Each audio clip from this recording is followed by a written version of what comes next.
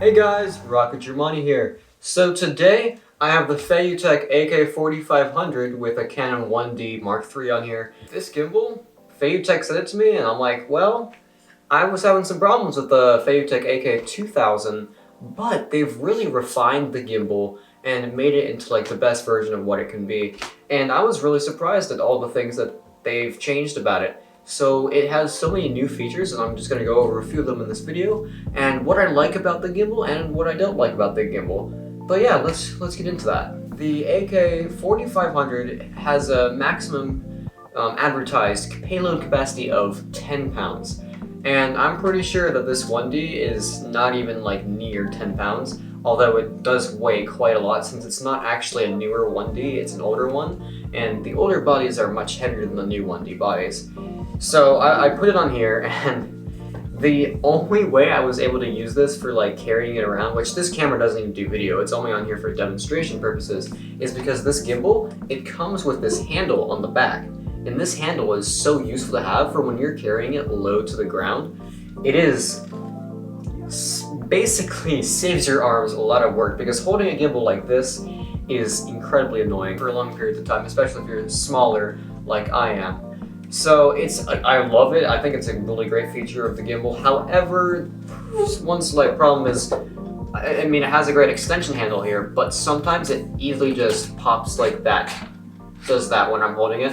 So I'm pretty sure there's another way to mount it to there so it actually is secure, but when I use it like that, it is a little springy, so it can pop. But I'm pretty sure there's like another like screw-in thing where you can screw it on the back of the plate instead of just screwing the plate in, because there's tons of like mounting points on this entire gimbal, so you can like mount microphones, like one right here, like one in the front, all over the place on this gimbal. So yeah, I mean, it is a relatively light gimbal. It's made of like plastic and metal, mostly metal though for like the upper parts, and then this part is plastic, and then the handle's metal, and this extension grip is carbon fiber. So for the price, you get a really good build quality. I like the build quality a lot. I thought the build quality of the AK2000 was really good, but they took that to the next level with the AK4500. I've put my Canon T6i and the Canon 60 on there. The 60 doesn't have autofocus,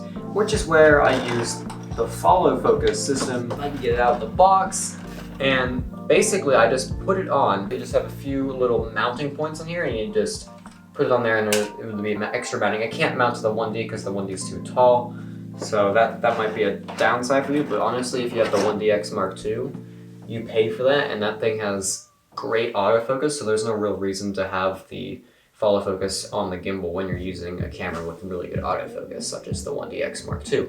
However, the 60 doesn't have autofocus in video. So for cameras that don't have autofocus, or you just want to be extremely precise, if it's an older model like my T6i, which doesn't have the newer dual pixel from Canon, but it still has okay autofocus, something with my 50mm, which is on it right now, doesn't have greatest autofocus, especially in low lighting capabilities, so you might have to go with manual focus, and manual focusing while you're using a gimbal is like really awkward and makes it shaky. So having a follow focus that you can control from a little knob right on the gimbal is pretty great. And this knob, unlike the Ronin S, I'm calling you out, DJI, unlike the Ronin S, this knob doesn't only control the follow focus. You can basically make it control like turning, up and down, even roll. Basically, if it's on the touchscreen, oh yeah, it has a touchscreen too. So if it's on this touchscreen here on the gimbal, you can do it. So not only does the gimbal come with the tripod little thing and the gimbal itself and this extension grip, it comes with a little thing here where you can also, there's a knob on this where you can control the follow focus, you can control the turning, you can control the up and down, and you can, if you turn it on and have the mimic control, basically there's this trigger on the back, and watch this. I can control the gimbal from the palm of my hand. And so this is pretty good if you're remote. Like if you have the gimbal set up somewhere and you want to be using it from somewhere else, you just pull this thing out, and with this little joystick on the side, or not joystick, knob, you can make it control. So right now it's controlling pitch. Now we'll do it the yaw, and then there's the roll. So yeah, it's pretty great. And when you just hold the trigger, you get the mimic motion feature, and you can basically point the gimbal anywhere you want it to go. So yeah, this is a really useful thing to have. However, practicality-wise, it's better than using a phone. The new Ronin S, they're like, oh yeah, you can use your phone for the mimic control. It doesn't always work because there's always like a Bluetooth between your phone and the gimbal, and sometimes the app on DJI products is pretty horrendous. From what I know people who own the Ronin S, and they say the app isn't too great. And the app is really good for this, but you don't actually even need the app for this gimbal because it has a touchscreen, and the touchscreen forgot to turn it off. The touchscreen basically, you can control every function of the gimbal. You can change like the settings of like the sensitivity, all of this from the touchscreen, and it's really intuitive and really great for beginners. And it's on their other versions of their gimbals too. So even if you didn't want to pay for the big version of the AK4500, the AK2000 has the touchscreen, and that's something like these gimbals, like not even the Ronin S, not even the Zhiyun Crane 3 or whatever it's called now, they don't have touchscreens.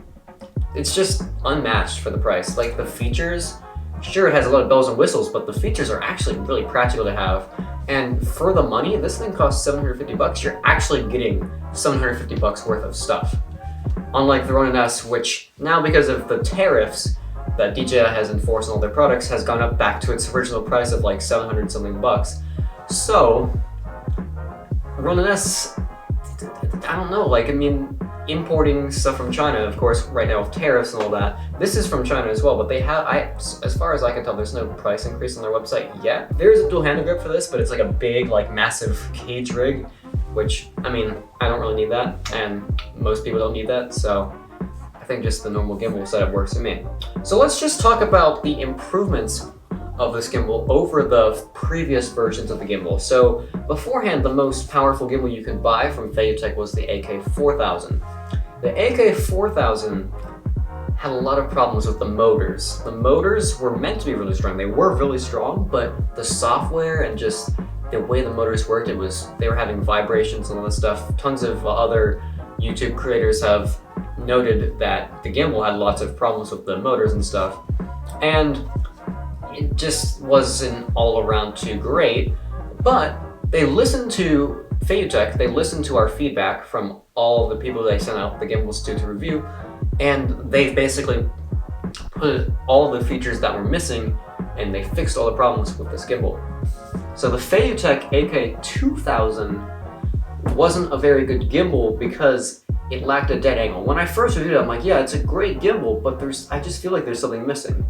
And I felt like, I don't know what it was because I wasn't really an expert on gimbals at the time. All I had was my Moza Aircross, just sitting on the floor right now because I don't have space on my desk. But that felt a lot different to use than the AK2000. Like, what's going on with the AK2000? Why doesn't it perform as well as my Aircross? It costs more than the Aircross. It's built better than the Aircross. It's newer than the Aircross. What's missing? And I go on, like, I look at other channels, like, yeah, they're having the same problems. It lacked a dead angle. And dead angles are basically when you're panning the gimbal, it's an area where if you're panning, it won't follow because sometimes your arms do this when you're like walking in a straight line. So that way when you're walking in a straight line, it's not doing this. It stays steady. And you can, on this gimbal, they finally added the feature like where you can adjust the dead angle on the touchscreen. So you can make the dead angle bigger or smaller.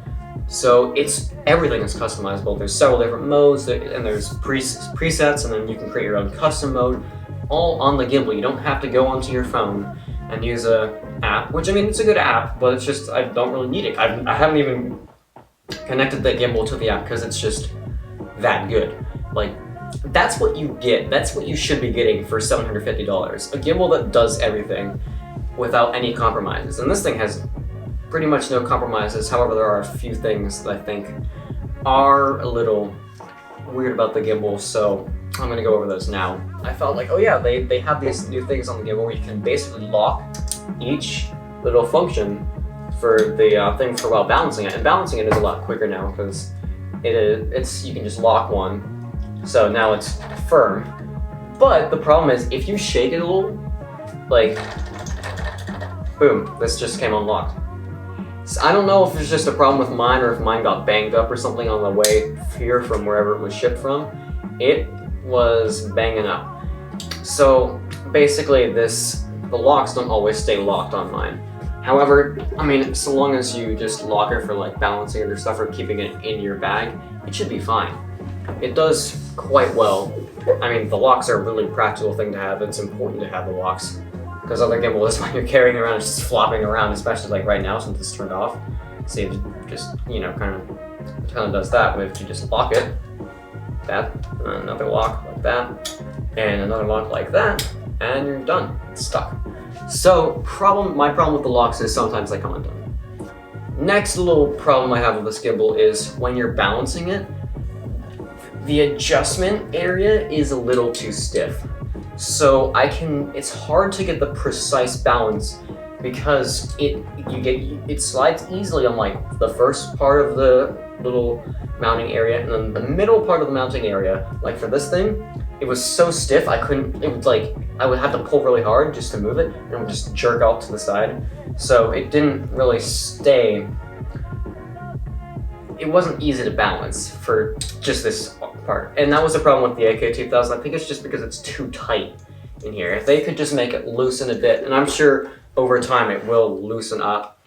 So that's probably also just the way it was built.